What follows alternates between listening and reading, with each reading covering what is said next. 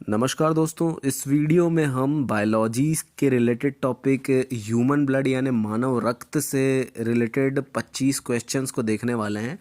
और हमारा उद्देश्य यही रहेगा कि हम कम से कम समय में ज़्यादा से ज़्यादा क्वेश्चंस को कर सकें। तो चलिए बिना समय को व्यर्थ गवाए स्टार्ट करते हैं। पहला क्वेश्चन है, डब्ल्यूबीसी का पूरा नाम क्या है? ऑप्शन है वाइट ब्लड कॉर्पसल्स या रेड ब्लड कॉर्पसल्स। तो सिंपल सा क्वेश्चन है ये।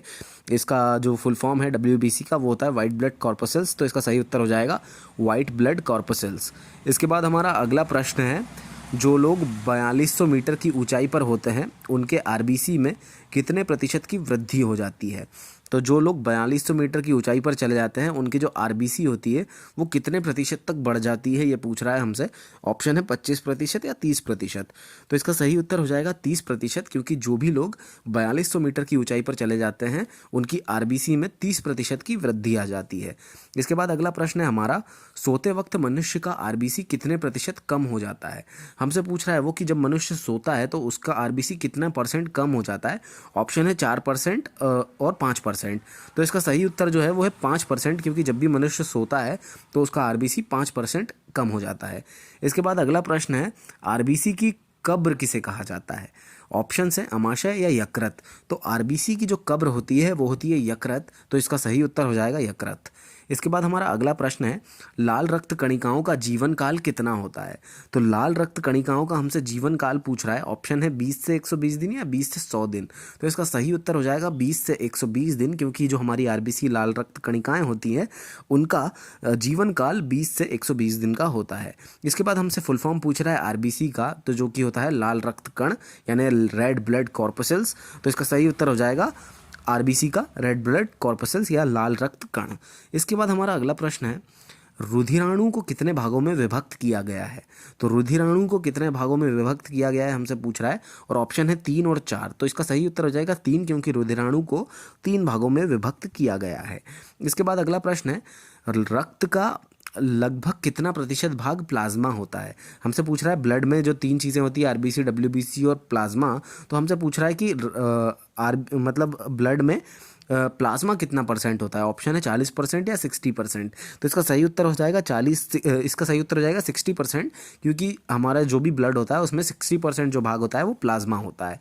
इसके बाद हमारा अगला प्रश्न है, रक्त में कितने प्रकार के पदार्थ पाए जाते हैं? हमसे पूछा है रक्त में पदार्थ कितने टाइप्स के पाए जाते हैं। ऑप्शन है 2 या 4। तो ब्लड में हमारे 2 टाइप के पदार्थ पाए जाते हैं। तो इसका सही उत्तर हो जाएगा 2। इसके बाद अगला प्रश्न है हमारा, महिलाओं में पुरुषों की तुलना में कितना रक्त कम होता है? हमसे पूछ रहा है कि महिलाओं में पुरुषों की तुलना में अगर देखा जाए तो कितना रक्त कम होता है। तो आधा लीटर जो है इसका सही उत्तर हो जाएगा, क्योंकि आधा लीटर जो ब्लड होता है वो महिलाओं में पुरुषों के कंपैरिजन में कम होता है। इसके बाद अगला प्रश्न है हमारा, एक वयस्क मनुष्य में औसतन कितना रक्त होता है? हमसे पूछ रहा है एक मनुष्य में, वयस्क है वो, और उसमें कितना ब्लड होता है एवरेज अगर देखें तो 4 से 5 लीटर या 5 से 6 लीटर ऑप्शन है।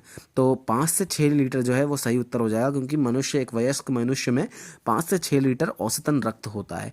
इसके बाद अगला प्रश्न है हमारा, मानव शरीर में रक्त की मात्रा शरीर के भार का लगभग कितना होती है? हमसे पूछ रहा है कि अगर हम शरीर का भार के हिसाब से देखें तो मानव शरीर में कितना परसेंट ब्लड की मात्रा होती है। ऑप्शन है 7% या 9%। तो मानव शरीर में अगर रक्त की मात्रा पूछ रहा है हमसे और शरीर के बाहर के, वो लगभग 7% होती है। तो इसका सही उत्तर हो जाएगा 7%, 7%। इसके बाद अगला प्रश्न है हमारा, मानव रक्त किस प्रकार का ऊतक है? हमसे पूछ रहा है कि किस टाइप का ऊतक होता है मानव रक्त। ऑप्शन है प्लाज्मा या तरल संयोजी।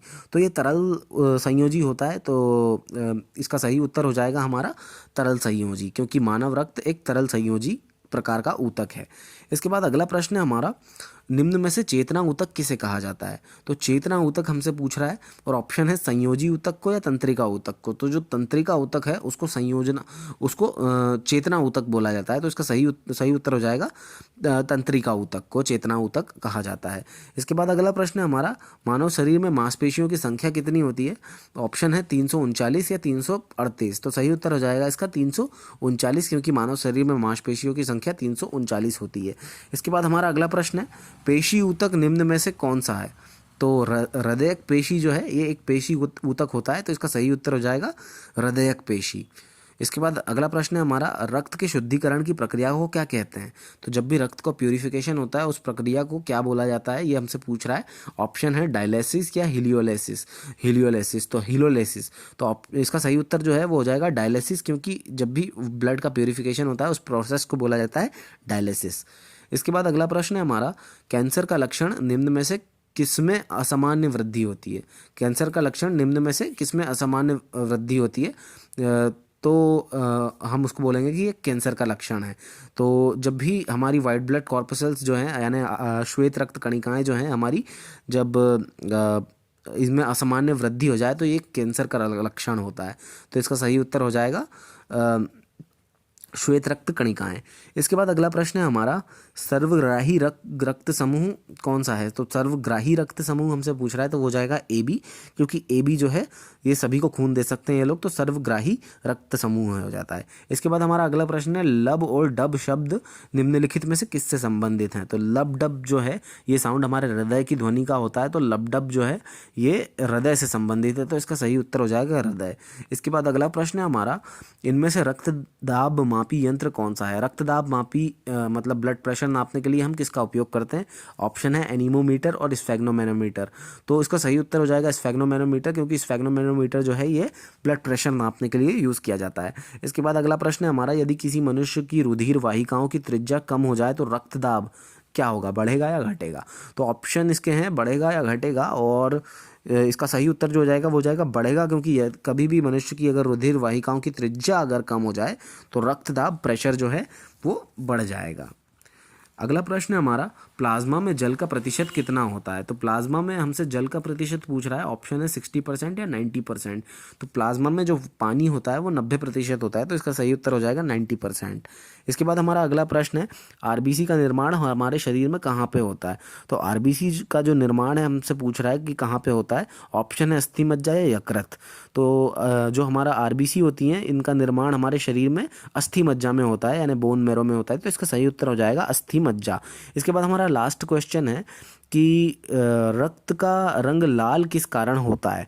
तो इसके ऑप्शन है हीमोग्लोबिन के कारण या फिब्रोनोजिन के कारण। तो फिब्रोनोजिन के कारण क्या होता है, हमारा ब्लड जम जाता है, और हीमोग्लोबिन के कारण जो हमारा ब्लड है उसका कलर रेड होता है। तो रक्त का रंग लाल हीमोग्लोबिन के कारण होता है, इसका सही उत्तर हो जाएगा हीमोग्लोबिन के कारण।